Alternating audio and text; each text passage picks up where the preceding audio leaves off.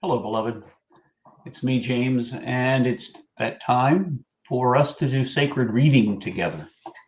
Now, if you're wondering what sacred reading is, because this is your first time seeing this, sacred reading is based on the belief that Spirit can speak to us through a sacred text.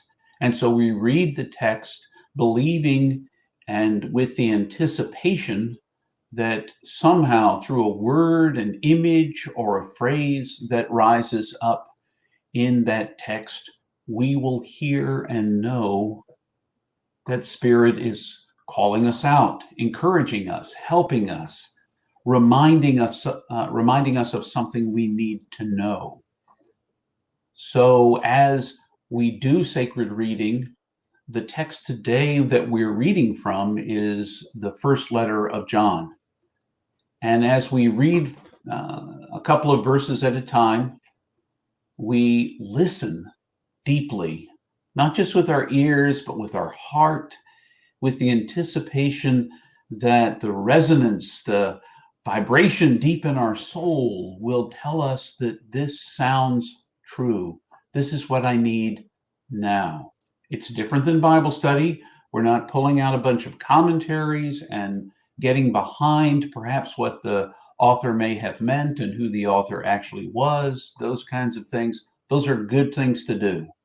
But with sacred reading, we listen, and perhaps mirrored in the text and in our heart and through the movement of the Spirit within us, we hear what we need to hear in that given moment.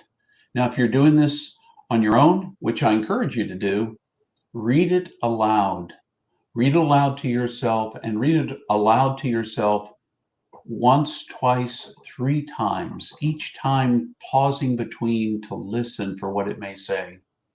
When we do this together, in order to keep it within a shorter time frame, I just read it aloud once.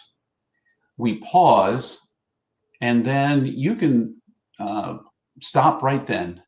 Go and determine what it might be saying to you. But if you hang on for a second, and that's your choice, I will speak into the moment what I heard in the moment I was reading the text to you. So listen, if you will, to the sacred text. It's a wonderful practice, but we do it weekly here in this spot. You can do it every day or more than once a day if you wish, listening for what Spirit may speak to you.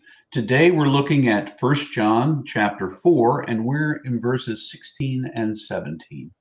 So listen with me, if you would, for a word from Spirit. We have come to know and trust the love Creator has for us. The great Spirit is love. He remains in those who love and keep on loving, and they remain in him. Love is made complete in us so that we will stand without fear on the day Creator decides who has done right and wrong. For in this world, when we love as Creator loves, we are just like him.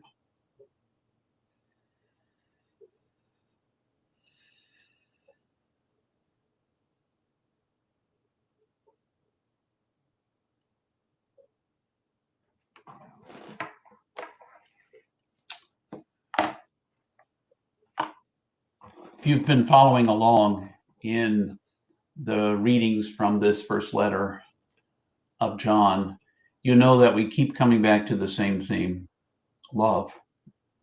Over and over again, love. And it's about knowing God. But today there's a little flavor that I appreciate. There is a statement that I think is very important to hear, and that is that God is love. Not God has love, but God is love. So that when I love truly and deeply, in whatever form that love takes, when it reflects the love of God, then I truly do know God, because I'm knowing God in the loving. So often, I guess, I think of knowing, perhaps we all do, we think of knowing as something we do with our head, with our mind, knowing something. Perhaps, though, there's only so much we can know about God with our heads. And perhaps the only true and deepest knowing of God is when we love. Because when we love, we are just like God. For when we love as God loves, we are just like God. And in those moments, we taste the divine.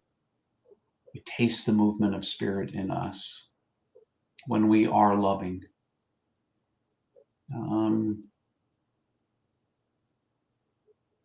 I think it would do well for me to remember to love openly and freely, to love what and whom God loves, which is everything and everyone. And when I do, to be reminded what a gift it is to love, because in doing so, perhaps I come the closest to God I ever am. And God is already closer than my breath.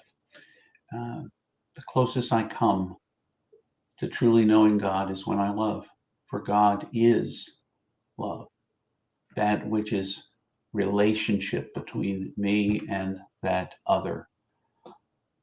So don't lose sight of love in your life. Remember and live out love. Be love. Let love live in you and flow from you and flow through you. For that is the divine way. It is the way that reveals God in the world. Love. Love. Well, my friends, until the next time I am back with the sacred reading, I wish you all the very best. Remember, you are infinitely precious and unconditionally loved for the gift you already are. Until the next time.